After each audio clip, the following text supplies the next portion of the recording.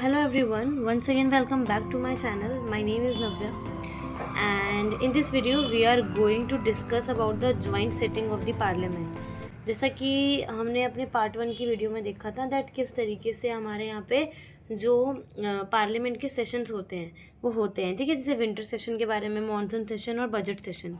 अब हमारा टॉपिक आता है कि that how the joint sitting का जो सेशन होता है वो कैसे होता है, किस किस केस में इंडियन पार्लियामेंट और जो प्रेसिडेंट है वो जॉइंट सिटिंग को प्रिसाइड करते हैं, क्या क्या चीज़ें होती है उसके बारे में हम जानेंगे, ठीक है। तो हमारा जो टॉपिक है वो है जॉइंट सेशन ऑफ पार्लियामेंट। तो सीधा हम चालू करते हैं।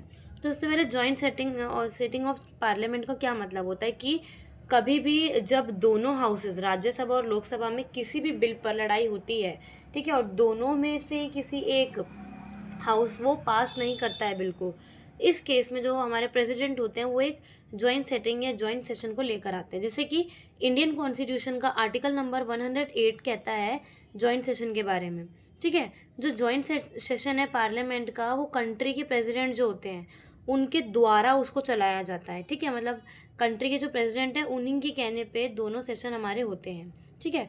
जो इंडियन कॉन्स्टिट्यूशन ये एक फ्रेमवर्क देता है जॉइंट सिटिंग के लिए पार्लियामेंट के अंदर, कि जिस तरीके से जो लोकसभा एंड राज्यसभा के बीच में जितना भी डेडलॉक है या जो चीज़ें बची हुई है, अब अभी हम पढ़ेंगे कि क्या चीज़ें बची हुई है, जैसे कि डेडलॉक्स जितने भी होते हैं उनको क्लियर करने के लिए हम लोग जॉइंट सेटिंग रखते हैं, जिसके अंदर दोनों ही हाउसेस के लोग आके बैठते हैं और डिस्कशन करते हैं, ठीक है। जिस मैटर के ऊपर डिस्कशन नहीं हो पा रहा होता उस पर डिस्कशन करते हैं।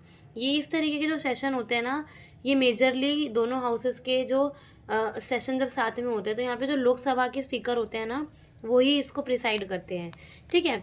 उनकी एब्सेंस के अंदर जो डिप्टी स्पीकर होते हैं लोकसभा के वो करते हैं, और अगर दोनों ही एब्सेंट है तो डिप्टी चेयरमैन जो होते हैं ना राज्यसभा के वो इसको प्रिसाइज करते हैं, ठीक है। तो ये अपना जॉइंट सेशन होता है पार्लियामेंट का।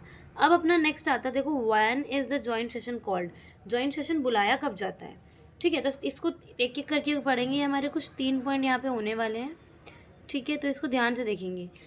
तो if after a bill is pass by one house and transmitted to other, अगर फॉर एग्जांपल लोकसभा ने एक बिल को पास कर दिया है, ठीक है, और उसने उस बिल को राज्यसभा में भेज दिया, और कौन सा बिल, ऑर्डिनरी बिल, ठीक है। आई होप आपको पता होगा कि हमारे यहाँ पे जो बिल होते हैं, बिल अपने 2 तरीके के होते हैं, ठीक है। बिल जो होते हैं हमारे वो 2 तरीके के होते हैं।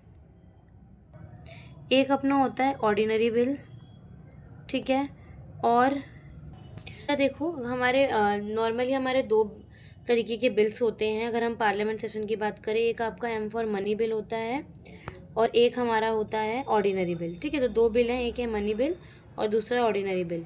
अब मनी बिल और ऑर्डिनरी बिल में अंतर क्या है, देखो मनी बिल जो होते हैं ना ये सिर्फ और सिर्फ लोकसभा में बोले जा सकते हैं, यानी कि जो मनी बिल है इसका जो इंट्रोडक्शन होगा ना, जो भी मिनिस्टर इसको कर रहे हैं इसका इंट्रोडक्शन, वो सिर्फ और सिर्फ लोकसभा के अंदर ही हो सकता है, राज्यसभा में मनी बिल नहीं आ सकता, ठीक है। और जो ऑर्डिनरी बिल होते हैं ये दोनों हाउसेज में आ सकते हैं, राज्यसभा में भी इंट्रोड्यूस हो सकते हैं और लोकसभा में भी।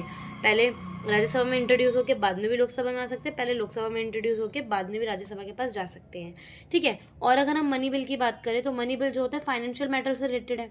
तो इन बिल्स के अंदर क्या होता है कि अगर मनी बिल लोकसभा में इंट्रोड्यूस हुआ है, बिल को उन्होंने राज्यसभा में भेजा है, राज्यसभा में भेजने के बाद राज्यसभा को इसको बताना होता है कि भाई क्या क्या चीज़ें सही है, क्या क्या चीज़ें गलत है, उन्हें कुछ बोलना है या जो चीज़ें करनी है वो कर सकते हैं, लेकिन इसका एक टाइम पीरियड फिक्स होता है।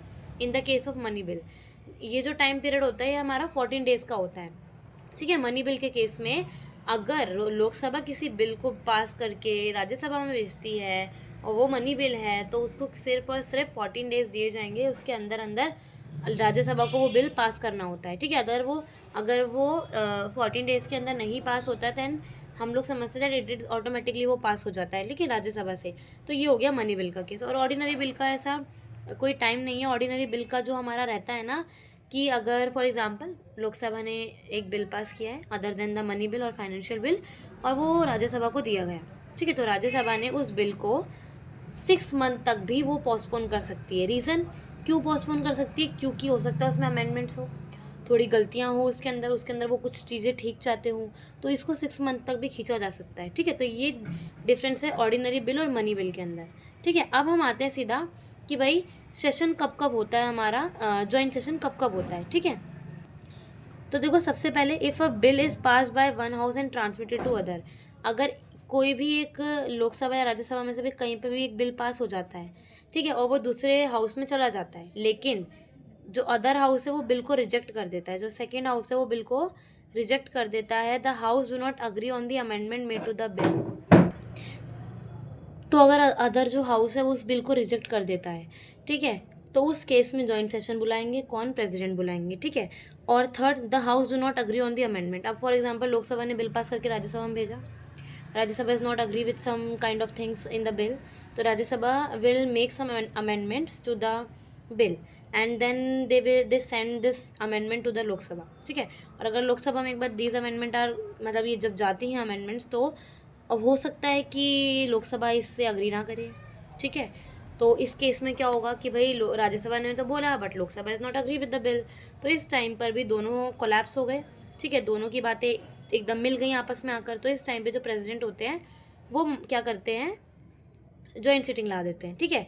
फिर अगर फॉर एग्जांपल राज्यसभा ने कोई बिल पास किया और वो लोकसभा में जाता है, और फॉर एग्जांपल उसको 6 महीने हो गए हैं, 6 महीने तक वो बिल पास नहीं हुआ, अमेंडमेंट हो रही है, हो जा रही है, अग्री नहीं हो रहा है कोई भी, इस तरीके की चीज़ें चल रही है। Same in the case of the Rajya Sabha कि लोकसभा ने भेजा है तो राज्यसभा में जा रहा है, और राज्यसभा जो है वो मतलब 6 मंथ तक के पीरियड में उन्होंने नहीं चालू किया उस बिल को, ठीक है। वो अमेंडमेंट्स होती रह रही है, उसके अंदर बहुत डिस्कशन डिबेट हो रहा है, लेकिन फिर भी कुछ चीज़ें नहीं बन रही है।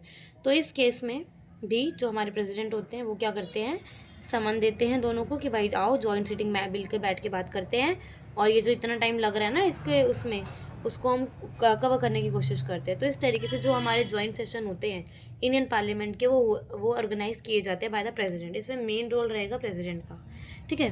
तो आई होप आपको ये समझ आया होगा, और yes that's all for today. We meet in the next video, तब तक के लिए thanks for watching and okay bye.